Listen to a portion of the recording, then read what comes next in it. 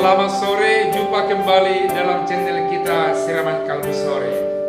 Hari ini Sabtu 29 Agustus 2020, akhir minggu ini untuk masuk malam panjang malam minggu sekaligus menghantarkan kita besok hari peristirahatan, hari yang dikuduskan. Mari kita mendengar firman Tuhan dan sebelumnya mari kita bersatu dalam doa.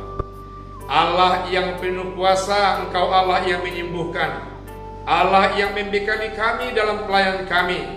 Biar Tuhan senantiasa menyertai kami. Dengan sepatah kata pun Tuhan, Engkau mampu menyembuhkan, Engkau mampu menyelimuti kami. Sertai kami, selimuti kami untuk memasuki malam panjang kami, sehingga kami dihangatkan oleh firman Tuhan penuh dengan damai sejahtera di malam hari ini hingga esok hari. Dalam nama Yesus kami berdoa. Amin. Matius 8 ayat yang ke-14 sampai ayat yang ke-17. Singkat sekali saudaraku, demikian dikatakan oleh firman Tuhan. Yesus menyembuhkan ibu mertua Petrus dan orang-orang lain. Setibanya di rumah Petrus, Yesus pun melihat ibu mertua Petrus terbaring karena sakit demam. Maka dipegangnya tangan perempuan itu, lalu lenyaplah demamnya. Ia pun bangunlah dan melayani dia. Menjelang malam, dibawanya lah kepada Yesus banyak orang yang kerasukan setan, dan dengan sepatah kata Yesus mengusir roh-roh itu, menyembuhkan orang-orang yang menderita sakit. Hal itu terjadi supaya genaplah firman yang disampaikan oleh Nabi Yesaya. Dialah yang memikul kelemahan kita dan menanggung penyakit kita. Demikian firman Tuhan. Yesus menggenapi nubuatan Nabi Yesaya. Dengan demikian orang akan semakin banyak yang percaya kepada firman Tuhan yang disampaikan oleh Nabi Yesaya sebagai nubuatan berada dalam diri Yesus. Kalau begitu berarti Yesus dipercaya sebagai penggenapan dari janji Allah kepada umat manusia. Kalau Allah menjanjikan ada juru selamat, anak Allah yang dari sorga, berarti Yesus menggenapi hal itu. Bagaimana cara Tuhan lewat Yesus menggenapi itu? Kita lihat dalam firman Tuhan ini. Ternyata orang Yahudi sama dengan orang Batak. Mertuanya sering mengunjungi keluarga menantunya dan tinggal di rumah menantunya. Mertua Petrus bersama Petrus tinggal di rumahnya, dan mertuanya dalam kondisi yang sakit, kurang sehat, demam. Yesus datang ke rumah Petrus dan dia melihat mertua Petrus dalam kondisi yang kurang sempurna kesehatannya. Dia menjamah, dia lalu mengucapkan sepatah kata, lalu mertua Petrus sembuh. Betapa berkuasanya firman Tuhan. Betapa hebatnya kuat kuasa dari kata-kata yang diucapkan oleh Yesus. Kata-kata itu bermakna membentuk sesuatu yang baru, memberikan kesembuhan, menyongsong sesuatu yang baru, karena Dia adalah Allah yang menciptakan langit dan bumi serta semua isinya. Dan ini juga mau penting disampaikan oleh firman Tuhan ini, bahwa Yesus bukan orang sembarangan, bukan manusia biasa, tapi Dia adalah Allah yang dari sorga, Allah sendiri yang berkuasa. Kalimat kata-katanya, firman-Nya penuh kekuatan, menaklukkan segalanya, termasuk menaklukkan kuasa penyakit, menghadirkan kesembuhan. Dampak dari itu mertua Petrus menjadi ikut melayani dia. Dampak dari orang yang bersuka cita, mau membuka hati, membuka pikiran, membuka semua, menelanjangi kehidupannya, dan mau masuk ikut di hadirat Tuhan, melayani Tuhan. Saudaraku yang kekasih yang mendengarkan firman Tuhan ini, apa satu sukacita yang telah saudara pernah terima? dengan iman saudara dari Tuhan?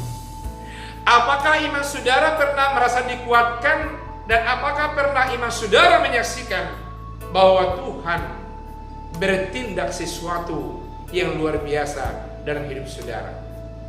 Firman Tuhan ini mendorong Bapak Ibu agar sungguh-sungguh datang dan ikut melayani Tuhan di hadiratnya, di masyarakat, di pemerintahan, di semua kalangan kehidupan, termasuk di tengah-tengah keluarga sendiri. Bapak-bapak, jangan biarkan hari berlalu tanpa memperhatikan anak-anak dan keluarga di rumah.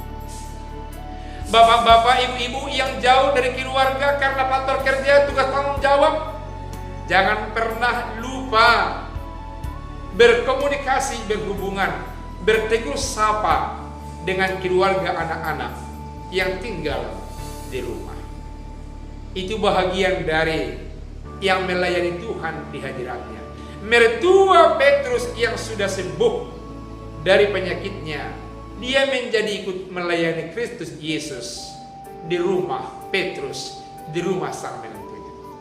Malam harinya ternyata orang banyak yang mendengarkan, makin banyak yang datang ke rumah Petrus yang kerasukan setan, yang memiliki penyakit fisik, penyakit jiwa, penyakit segala-galanya datang menemui Yesus. Dan Yesus tetap terbuka untuk melayaninya. Dengan sepotong kata, dia bisa menyembuhkan semua orang yang sakit itu. Barangkali Bapak Ibu memiliki karisma. Kehadiran Bapak Ibu begitu berharga di keluarga, dalam komunitas kecil, komunitas besar, memiliki wibawa otoritas yang diberikan Tuhan atau talenta yang diberikan Tuhan. Dengan kehadiran Bapak Ibu, dengan sepatah kata, dengan cerita singkat, orang sudah merasa terangkul, merasa dikenyangkan, dan merasa senang. Mari Bapak Ibu, kenallah talenta berkat apa yang diberikan Tuhan kepada Bapak Ibu. Dan pada saat ini firman Tuhan ini mendorong agar Bapak Ibu dan saya dan semua kita yang mendengar firman Tuhan ini menyadari berkat dan talenta itu, dan menjadikan orang merasa penuh berbahagia, merasa disembuhkan dengan potongan kata sederhana yang kita berikan. Saya punya pengalaman, ada beberapa orang teman yang mengatakan, "Hello Pak Pendeta, hello saudaraku, hello Amang." Dulu Amang mengatakan seperti ini, dan sudah saya lakukan, dan terbukti ada manfaatnya Amang. Bayangkan saudara kekasih, ada pilihan kata yang baik yang kita lihat sangat monumental, menyampaikan kepada orang-orang, memotivasi orang-orang untuk melakukannya. Dan ketika dia lakukan itu, dia berhasil, dan hidupnya merasa begitu bermakna kepada orang lain. Bukankah itu yang dikatakan bahwa kita sedang mengalami pertumbuhan iman, dan sekaligus lagi-lagi mengkreasikan potensi yang ada bagi diri kita untuk memotivasi orang agar orang merasa diperhatikan, merasa berbahagia, dan ketika itu dia akan memperoleh satu nilai yang sekaligus merasakan ada pengembangan iman percayanya dalam kehidupannya. Kehadiran Yesus di tengah-tengah rumah Petrus, berada dalam pusara kehidupan iman, pelayanan fisik, pelayanan yang sempurna. Dalam teks ini, dikala itu dia datang untuk menyembuhkan mertua Petrus, dan mertua Petrus merasa disembuhkan dan merasa sungguh-sungguh kehidupannya dipertimbangkan. Dan ketika itu dia memperoleh pengembangan iman, dan dia pun ikut untuk melayani Yesus.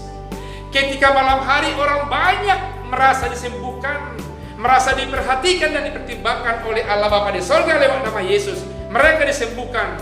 Saya percaya banyak dari antara mereka yang mengalami pertumbuhan iman, dan akhirnya mendekat dan datang kepada Yesus. Saudaraku yang terkasih, apa keunggulan, apa talenta yang telah saudara asah, yang telah saudara gapai? Apa posisi yang dipercayakan kepada saudara? Jadikan itu menjadi salah satu alat yang sangat monumental. Jadikan itu menjadi waktu yang sangat monumental, menyentuh kehidupan orang-orang yang lain, menyentuh kehidupan umat manusia. Apakah jemaat kita atau di luar jemaat kita, yang membuat dia mengalami pertumbuhan iman, mengalami sukacita karena dia merasakan ada sentuhan cinta kasih yang menyembuhkan ketegangan dalam pikirannya, yang menyembuhkan ketegangan yang ada dalam kalbu dan dalam hatinya, seolah-olah dia merasakan ada Allah, ada jamahan Tuhan dari surga melalui sentuhan kata, sentuhan tangan, sentuhan pergaulan saudaraku yang kekasih. Firman Tuhan ini senantiasa memotivasi kita untuk melakukan hidup kita sebagai hidup yang bermanfaat, yang bermakna di tengah-tengah kehidupan sesama kita. Amin. Tuhan Yesus memberkati. Mari kita bersatu dalam doa. Biarlah firman Tuhan yang sungguh sederhana dan singkat ini menyentuh hati kami yang terdalam, sehingga kehadiran kami di mana saja pun Tuhan memperlihatkan Tuhan yang sedang kami hadirkan, walaupun tidak menyebutkan nama Allah Bapa di surga dalam nama Yesus, tapi tindak tanduk kami, sikap kami, perilaku kami, pembicaraan kami sudah memperlihatkan kehadiran-Mu dalam kehidupan kami, yang bisa menyentuh hati sanubari dan kalbu banyak orang, yang bisa menyembuhkan banyak orang, sehingga mereka mengalami pertumbuhan iman, mendekat kepada Tuhan lewat Tuhan Yesus, menerima Tuhan lewat Tuhan Yesus. Ini doa dan syukuran kami yang kami sampaikan lewat Tuhan kami Yesus Kristus yang hidup.